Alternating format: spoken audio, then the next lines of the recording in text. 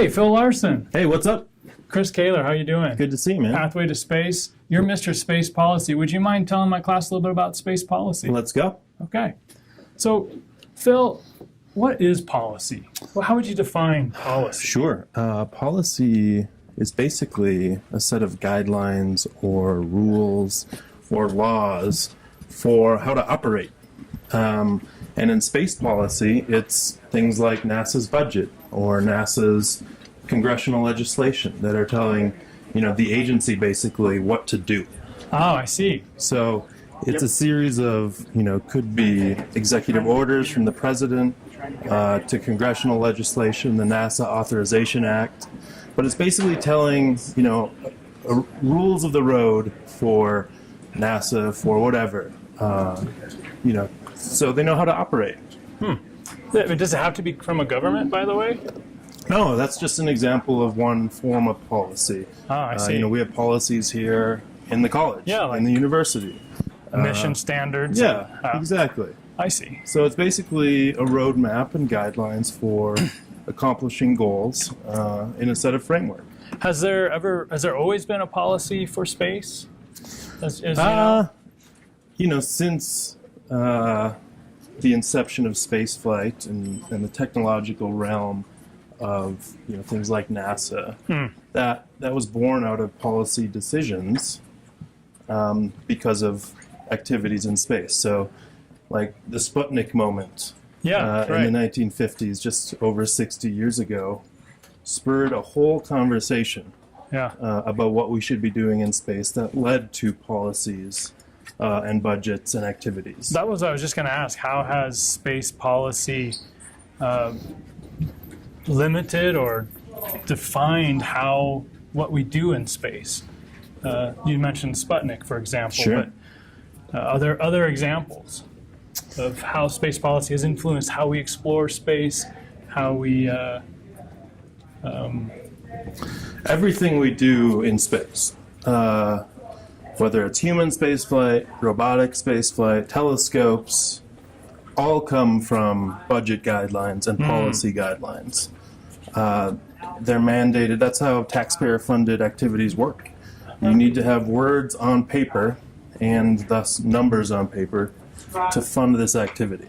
I see. And so that has been, whether it's a Mars rover or the space shuttle or now commercial spaceflight, all comes from budgets and policy documents that are developed by people in Washington, D.C., but really around the country. Now, I might ask you about future space policy and where that's headed. Sure. But like during the Apollo program, was there, if the government hadn't made such a significant decision to support a program like that, do you think we would have actually got to the moon without sort of those policies perhaps in place? No, the policies that were laid out by then President Kennedy, JFK, first in a 1961 speech to Congress, and then a 1962 speech, which is pretty famous at Rice University.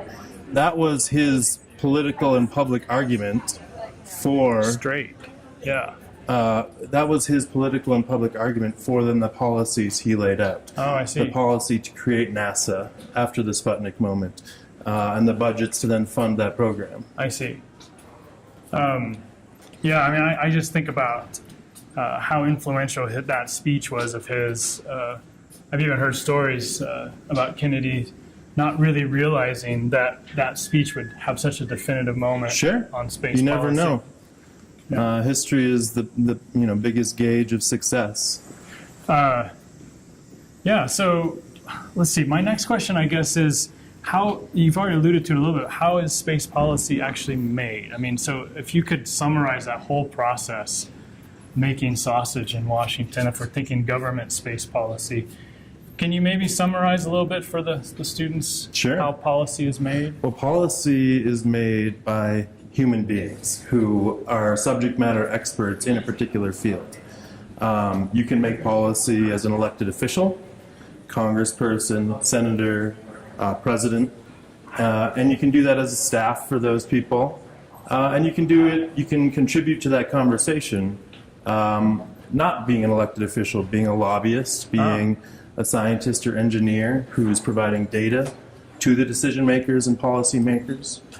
And like this, we're currently in a situation with the new administration where they created a policy council called this is the current administration. Yeah, the National Space Council.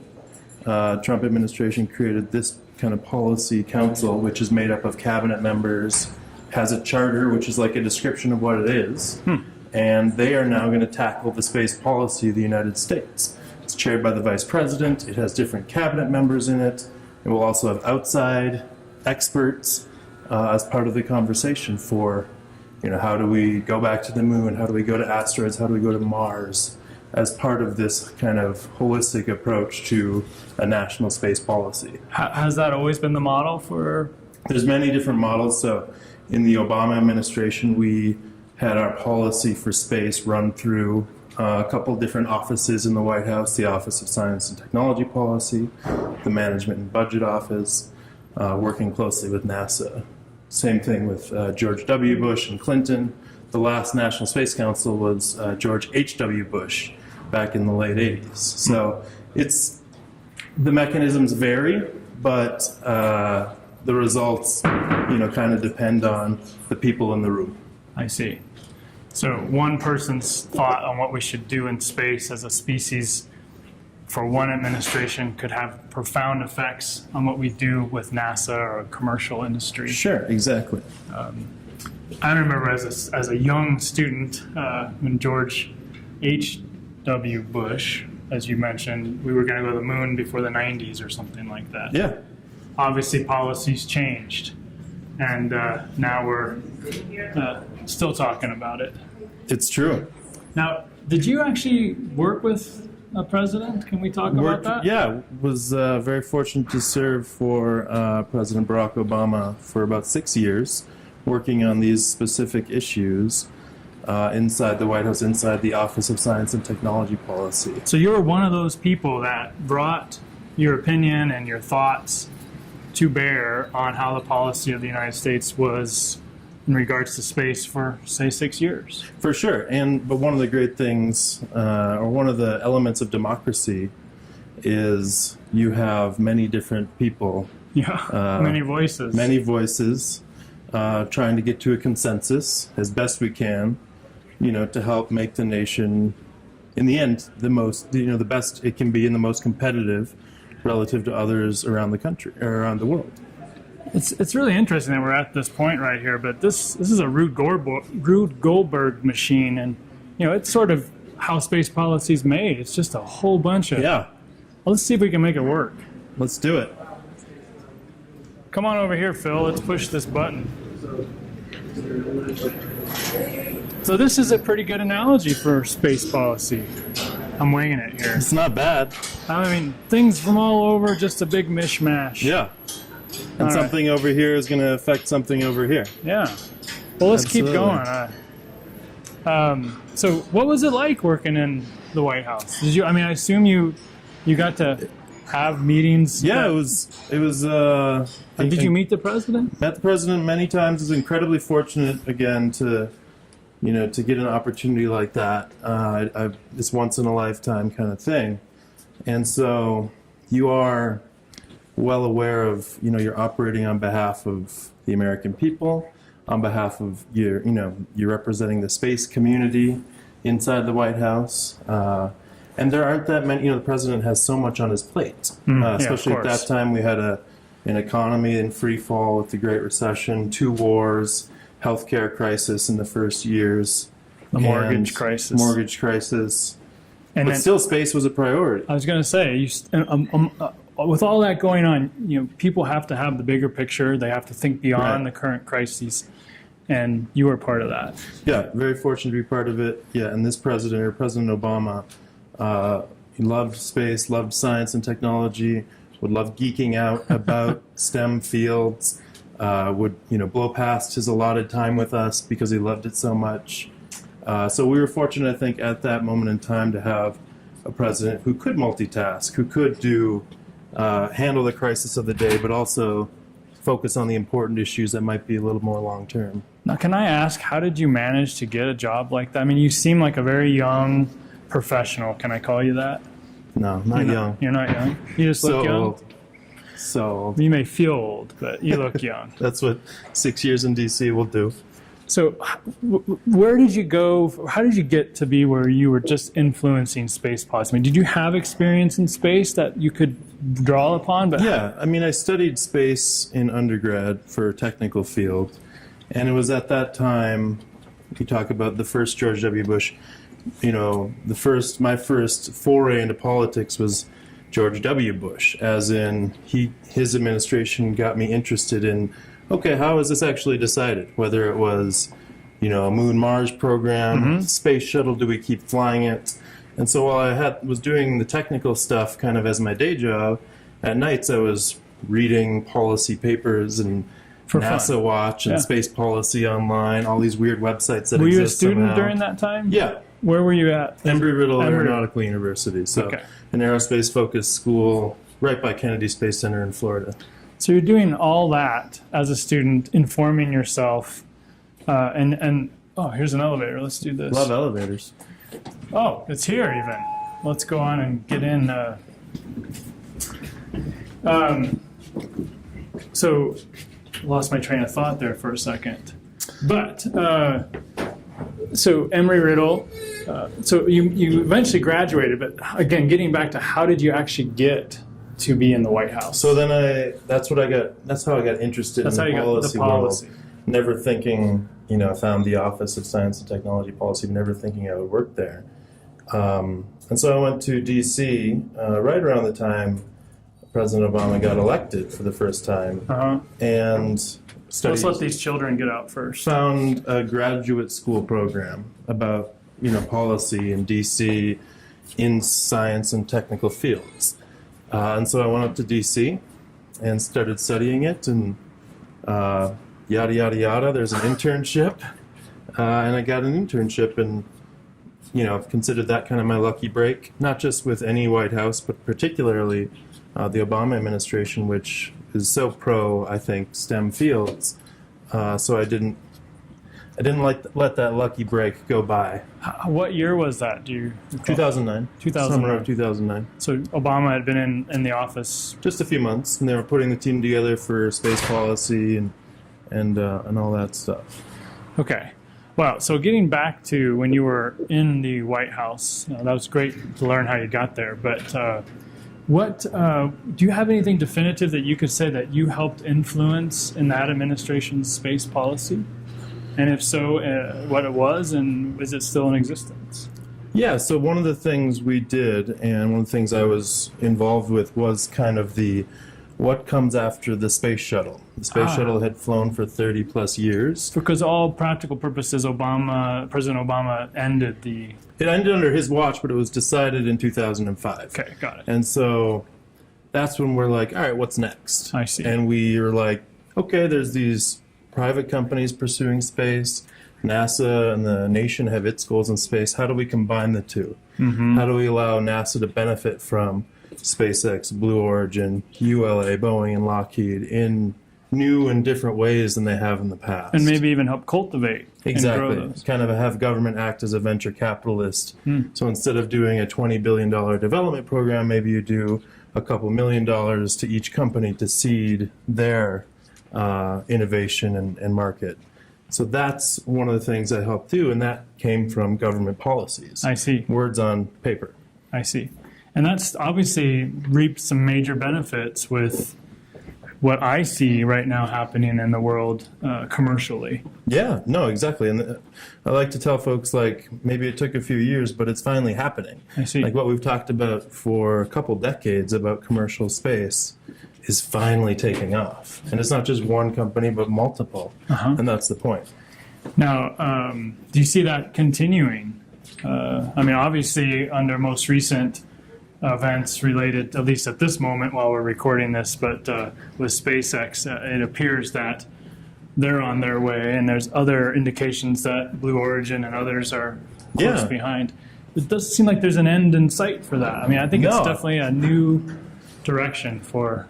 I think we're just at the beginning. we're at the, the Wright brothers moment. Then what's next is you create the TWAs, the United Airlines, the Pan Ams. Like, we're All at of the those are out of business, by the way. United. Let's go. Southwest. Southwest.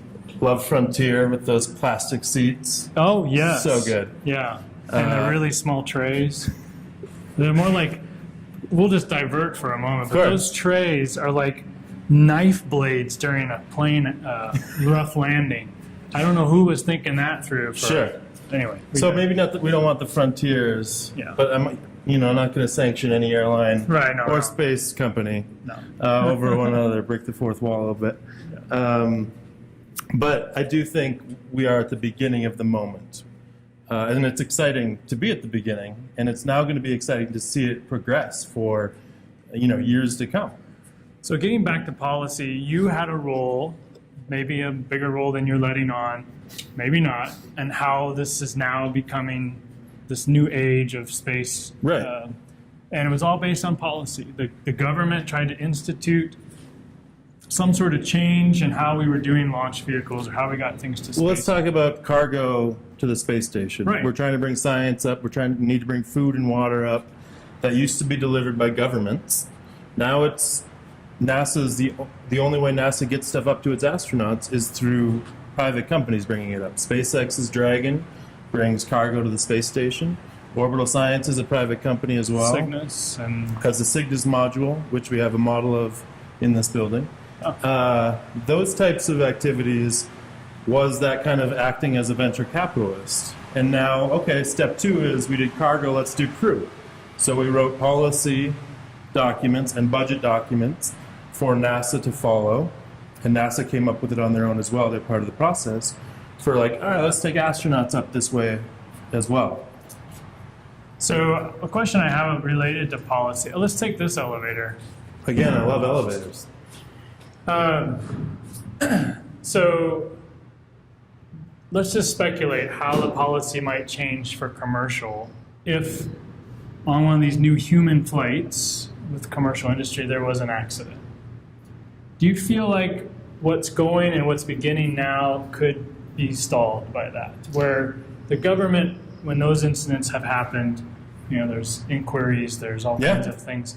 But when a commercial company would have that issue, do you feel like it would derail that initiative in some way? I think with any accident, it will slow it down. I wouldn't say derail it completely. I think, if you take historic examples, the space shuttle has had two horrible tragedies over its 30 years of flying and 135 missions. And the space shuttle program thusly stood down for 2.5 years, 3-4 years. In the private sector, that's happened, I think we have to hit close. Do I? It's science.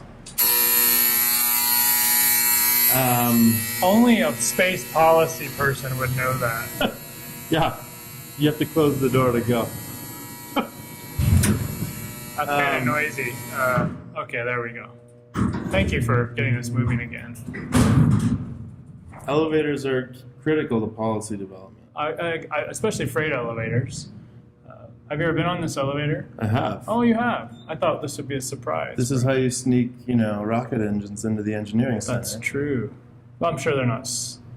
They're brought in on full top too. Okay. Some. So you're thinking not a big deal. I mean, it's a big deal. Any accident's a big deal, but it's but the private sector has had accidents, and again with the airline industry, there unfortunately is accidents in airplanes, in automobiles, in everything we do, and so there's going to be accidents in spaceflight. It's more about how do you bounce back and become better, safer, and more efficient. And the private sector has shown they can do it sometimes in a more rapid manner than the government. It still might institute some new changes to the policy. Oh, it would definitely institute political and policy changes. Speaking of astronauts, we just kind of walked past the Astronaut Hall of Fame here at CU, and I do some every names day. coming up here. I think we're probably run out of questions here. But what is the policy today? And then I'll ask you kind of where you think it's going as we sort of head to where we're going here. So there actually is a document called the National Space Policy of the United States. Yeah. And we instituted it in 2010. And President Obama rolled it out at a speech at Kennedy Space Center. You know, I was there. Nice. I was So sitting was next. The guy I was sitting next to was someone named Bobby Braun, and we sat there familiar. for 2 hours waiting Sure. for Obama to come. It's hurry up and wait, just Yeah, like yeah. rocket launch delays. So you were there. Yeah, I was so- backstage. 2010. This is part of your first outcome of you helping with the My policy. first 6 months, and we do a speech at Kennedy Space Center. We meet with local and state government officials backstage. We have this new national space policy we're going to roll out, and part of it is this commercial partnership approach. Let's do cargo, let's do crew in a non-traditional manner. And so, great that you were there. Yeah, I yeah. hope you stood up and applauded I every did. applause line we had in there. I was a little sad about not going to the moon anymore, I have to admit. But an example of how one administration's priorities could change where we're going as a nation or as a species. Well, as he said, we've already been there. That's So the more, the point of the policy was let's have dates and destinations, and more, let's go everywhere. And how do we enable that space economy? right. And you do that with a commercial public-private partnership approach. It's been done in other technologies, from the internet to aviation. Government can't lead you everywhere. You need the private sector to kind of bring the economic sphere of capitalism in order to do it. But you need both. It's just the balance. So just now that we have the benefit of time, reflecting back, how do you feel that policy, that rollout? We've talked about the commercial side, the present state of Sure. administration and new policies. Do you see that's where? How did that do, and how is it going at the moment? Well, I think, I talked about budgets and policies. They're kind of married. You can have policy but not fund it, and then you're not going to accomplish it. That's right. And so budgets are sometimes more important, if not the same level of importance, as saying you're going to do something.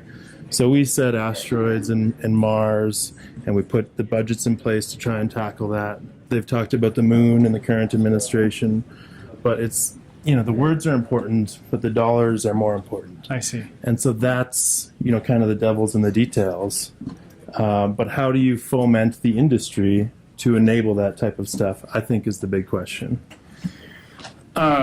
So I guess my last thing then, Mr. Space Policy, would be where do you see the future of space in terms of policy at this point? Well, I think there's a number of big questions that, this administration and the government and industry are tackling, from where should we go and how, to, how should we use space here on Earth? Right. There's companies trying to do broadband internet from space. Mm-hmm. There's launch vehicles being developed, big ones, small ones, by private companies for the first time. That's why, going back, I think we're at the beginning of this moment, and what policies can we put in place? The FAA oversees launches. Right. NASA can be a very important customer. They launch Mars rovers. They want their astronauts and cargo to the space station. The Pentagon is a big customer, and they have a big wallet. So how do you actually accomplish that, I think, is the question. Were you mentioning Bobby Braun earlier? Yes, yeah, he's the dean. Does he work here? I don't know. I'm not sure. Bobby, do you work here, Bobby? Is he here? He just walked in. Oh, that would be fun if he stopped right in. It would have been awesome. Totally but impromptu. he's too shy, apparently. Oh, there he is. We were talking about the 2010 speech. Hi, Bobby Braun. Well, this is my class, Pathway to Space, part of the Space Minor. We're interviewing It's all around us. Mr. Space Policy here. We just did a nice... Professor. Also, professor, yes. Nice to see you again. All right. Good to Good, see you. yes, good I'm to see you. back. Thank you. It's keeping us safe here. Keeping us spacey. So you're talking about 2010? Yeah. And KC? Yep. Best speech ever. Yeah. I'm Disappointed no moon. I had to be Really? honest. I'm a moon guy. You heard what he said about Buzz. I don't know Buzz if has I. already been there. Well, yeah, and I think he said something like that. He literally Yeah. said, "We've been there before. Buzz has been there before." I'm feeling that we're not on camera, but yes, Buzz has been there before. That's true. So, but still, I haven't been there, and I would love to go there. But that's okay. It doesn't matter. It's a whole new administration. I would love for you to go there too. Really? Yeah. Wow. And come back. Okay, that's good. Key point. I don't want to be that guy at the end of Space Cowboys. What was his name? Tommy Lee Jones. He kind of died there on the surface. Not great. Not great, but he was happy. He wanted to get back. So anyway, we digress. Tommy Lee Jones didn't make it back. No, he saved the planet basically by going into some sort of sacrificial mission to the moon, and he died there, just looking up at the Earth. It's cool. He was talking about what was I proud about in our time in DC, and I talked about commercial partnerships, but one other thing is developing the new space technologies that are needed to go beyond the moon, which Bobby was, He was the in reason charge. He was there. Yeah, Was you in worked, charge of it. you worked at NASA. I had something to do with it. Yes. Now he's slumming it here. I don't know what The he does Dean here. of the College of Engineering and Applied Science, right here in our presence with Mr. Space Policy. So, by the way, So I'm gonna get out of the shot. Do you need Yeah, anything? okay. all right. We Thank good? you. Good to see you. Yeah, it's good to see you. Didn't mean to jump into your. Oh, I wanted Oh, this to no. happen. This was great. Yeah. Yeah, All thank right. you. So, Go space. thank you. So I really appreciate that. I mean, I see some wonderful pictures of you and Obama. That's pretty It's all cool. photoshopped. Photoshop. Yeah, Got yeah. it. Well, anyway. So by the way, thank you again for doing this. My it was pleasure. a great conversation. Where were we going, by the way? I was following you, man. I was actually following you. Well, look where we wound up. Oh, well, Kind of okay. like a little bit of policy. Yeah, a little bit. Very good way to end that. Thank you, Phil. Thank you, man. We'll see you in class, and thanks for doing this.